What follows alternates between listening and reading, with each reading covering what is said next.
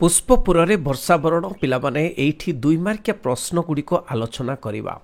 जो 2 मार्किया प्रश्न तुम एमती प्रश्न आसीथिबो जे प्रत्येक प्रश्नर उत्तर 2टी वाक्य लिखा हम एवं 2टी वाक्य लिखिदेले 2 मार्क आउ प्रत्येक वाक्य कौन हम ना गोटे वाक्य कौन लिखा पड़ो ना लेखा और लेखकों सूचना देवाक पड़ो 1 नंबर एवं उत्तर पाई 1 नंबर। तेणु 2टी वाक्य तेणु देखा प्रश्न गुड़िक केमिति लिखा। देख पे एमती सब लिख जे प्रबंध अमुक प्रबंध हूँ पुष्पपुर वर्षावरण प्राबंधिक कृष्णचंद्र पाणिग्राही ये लिख।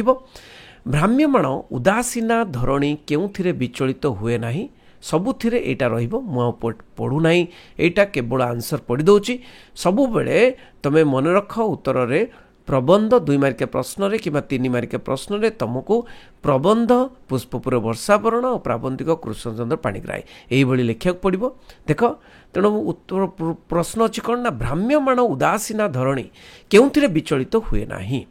ताले भ्राम्यमाण उदासीन धरणी कौन ना व्यक्ति विशेषर लाभ क्षति रे व्यक्ति विशेषर लाभ क्षति रे विचलित हुए नाही। मन रखिबो कौन उणा हेले से आउ बासभूमि होई रही परिबो नाही बोली कुआ जायछि। कौन उणा हेले ना वायु सलिल आलोक आ उत्ताप ये 4टा जिनस कौन ना वायु सलिल आलोक उत्ताप। सलिल माने जल वायु सलिल आलोक उत्तापर गोटे उणा हेले से आउ बासभूमि होई रही परिबो नाही बोली कुआ जायछि।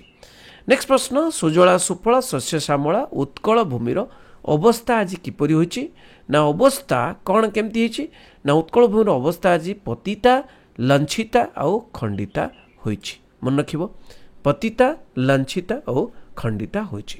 तापर देखिया नेक्स्ट प्रश्न केउ भूमिर देख पिला माने केउ भूमिर नर नारी स्वेदसिक्त शस्य क्षेत्र रे शाली धान्य आकाश को चाही झाउलुथुओ बोली कुआ जायछि। केउ भूमिर नर नारी शाली धान माने धान क्षेत्र नहीं कि तो शाली धान्य आकाश को चाही झाउलुथुओ तेणु कौन ना टंकिल कौन एटा झंकिल नुहे टंकिल अनुर्वर उच्चा बच्च उच्च नीच वनभूमि रे जो नर नारी स्वेदसिक्त शस्य क्षेत्र रे शाली धान्य आकाश को चाही झाउलुथुओ बोली लेखक कहते।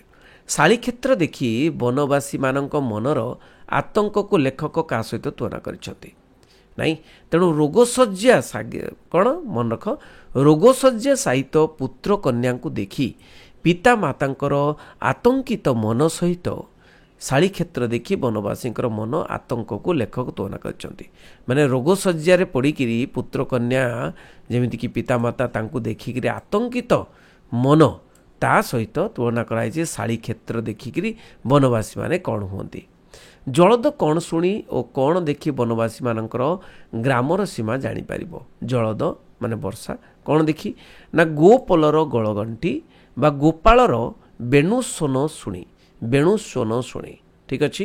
तेणु आउ कौन ना कुटीरु उद्गत कुंडलीभूत धूम देखी जलद कौन करिबो ना वनवासी ग्रामर सीमा जानीपर। नेक्स्ट प्रश्न केउ माने निर्झर परि गति करी चालुथियो बोली कुआ जायछि। निर्झर सहित काहाकु तुलना करा जायछि ना नवजुवक मानक बेणुस्वनर अनुकृति रे ललना कंठर ऐक्यतानिक ललित स्वर रे वनभूमि को भसाई वनवासी माने को माने ना वनवासी माने निर्झर परि गति करी चालुथिबे नै कि वनवासी नारी माने भी हबो। तापर देखिबा मानव जीवनर परम काम्य कौन बोली लेखक कहछन्ती। प्रबंध सेमते लिखिव प्रबंध पुष्पपुर वर्षावरण प्राबंधिक कृष्णचंद्र पाणिग्राही। तेणु मानव जीवन परम काम्य कौन बोली लेखक कहते ना स्वेदार्जित धन रे उदर पोषण पेट पोषा स्वेदार्जित बालो माने झाड़ बुआ धन रे आ सुंदर स्वास्थ्य आ निर्मल मन नहीं एतिकी मानव जीवन परम काम्य बोली कहते। कौन शुणा सभ्य समाज वनवासी पाखक आसो बोली कहुई तो कौन ना जगतरु तस्करता लोप पाइले जगतरु तस्करता लोप पाइले मानव मानविकता शुणा बा शिखा सभ्य समाज वनवासी पाखक आसो बोली लेखक कहते नहीं। नेक्स्ट प्रश्न तो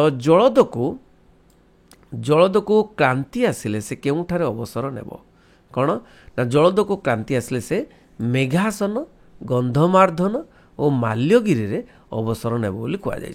बहुत इंपोर्टेंट प्रश्न। तापर देख कहार ମହାସଙ୍ଗୀତ ସଭ୍ୟ ଜଗତ ଶୁଣି ନାହିଁ। କାହାର ନା ମେଘାସନ ଗନ୍ଧମାର୍ଦ୍ଦନ ମାଲ୍ୟଗିରିରେ ଅବସ୍ଥିତ ଗିରିଶଙ୍କୁଳ ମହାବନର ମହାସଙ୍ଗୀତ ସଭ୍ୟ ଜଗତ ଶୁଣି ନାହିଁ। କାହାର ଅସରନ୍ତି ରତ୍ନଭଣ୍ଡାରକୁ ଆଜି ଯାଏଁ କେହି କଳି ନାହାନ୍ତି। ମେଘାସନ ଗନ୍ଧମାର୍ଦ୍ଦନ ମାଲ୍ୟଗିରିର ନିଘଞ୍ଚ ବନ ଅଞ୍ଚଳରେ ବା ଜଙ୍ଗଲରେ ଥିବା ଅସରନ୍ତି ରତ୍ନଭଣ୍ଡାରକୁ ଆଜି ଯାଏଁ କେହି କଳି ନାହାନ୍ତି। ଘନ କ'ଣ ଦେଖି ସ୍ତମ୍ଭିତ ହେବ ବୋଲି କୁହାଯାଇଛି ନା ଉତ୍କଳବାସୀ ଭାଗୀରଥୀ ତୀରରେ ବସି ପିପାସୀ ଓ ରତ୍ନ ସ୍ତୂପରେ ବସି ଉପବାସୀ ଥିବାର ଦେଖି ଘନ ସ୍ତମ୍ଭିତ ହେବ ବୋଲି କୁହାଯାଏ। ମାନେ ଆଶ୍ଚର୍ଯ୍ୟ ହେବ ଘନ କ'ଣ ନା ଉତ୍କଳବାସୀ ଭାଗୀରଥୀ ତୀରରେ ବସିକିରି ପିପାସୀ ବା ମାନେ କ'ଣ ପିପାସୀ ମାନେ ଶୋଷିଲା ହେଇଛି ଆଉ ରତ୍ନ ସ୍ତୂପରେ ବସି ମଧ୍ୟ ଉପବାସୀ ହେଇଛି। ତାପରେ କ'ଣ ନା କ'ଣ କାମନା କରି କଟକକୁ ଶ୍ୟାମଳ କରିବାକୁ ଲେଖକ ଅନୁରୋଧ କରିଛନ୍ତି।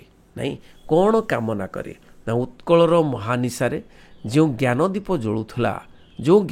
ଜଳୁଥିଲା ଉତ୍କଳର ମହାନିଶାରେ ଯେତେବେଳେ ଉତ୍କଳ ଅନ୍ଧକାରରେ ଛାଇ ଯାଇଥିଲା ସେହି ସମୟରେ ଯେଉଁ ଜ୍ଞାନଦୀପ ଜଳୁଥିଲା ତାହା ଅଖଣ୍ଡ ରହୁ କାମନା କରି କଟକକୁ ଶ୍ୟାମଳ କରିଦେଇ ଯିବା ପାଇଁ ଲେଖକ ବାରିଦକୁ ଅନୁରୋଧ କରିଛନ୍ତି। କୋଣାର୍କ ପଥରେ ଯାଉ ଯାଉ କ'ଣ ଦେଖି ବାରିବାହ ଚକିତ ହୋଇଯିବ ବୋଲି ଲେଖକ କହିଛନ୍ତି ନା କୋଣାର୍କ ପଥରେ ଯାଉ ଯାଉ ପଥ ମଧ୍ୟରେ ଅଗଣିତ କୀର୍ତ୍ତି ଦେଖି ବାରିବାହ ଚକିତ ହୋଇଯିବ ବୋଲି ଲେଖକ କହିଛନ୍ତି। ଅଗଣିତ କୀର୍ତ୍ତି କୋଣାର୍କ ପଥରେ ଯାଉ କୋଣାର୍କ ଏକାବେଳକେ କାହାର ବାର୍ତ୍ତା ଓ ଗାଥା ଆଣିଦେବ ବୋଲି ଲେଖକ କହିଛନ୍ତି। ଏକାବେଳକେ କାହାର ବାର୍ତ୍ତା ଓ ଗାଥା ଆଣିଦେବ ନା କୋଣାର୍କ ଏକାବେଳକେ ଅତୀତ ଉତ୍କଳର ବିପୁଳ ବିଭବର ବାର୍ତ୍ତା।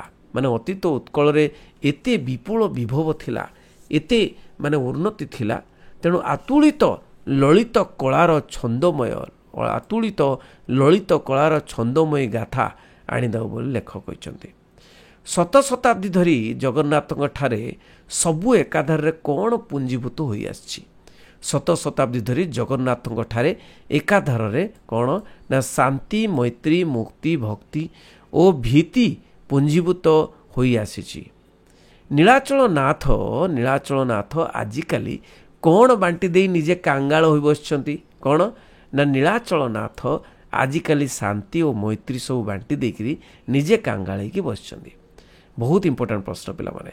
ବାରିବାହର ଭୀମ ରୂପ ଦେଖି କେଉଁମାନେ ବାତାୟନ ପଥ ଛାଡ଼ି ପଳାଇଯିବେ ବୋଲି କହିଛନ୍ତି।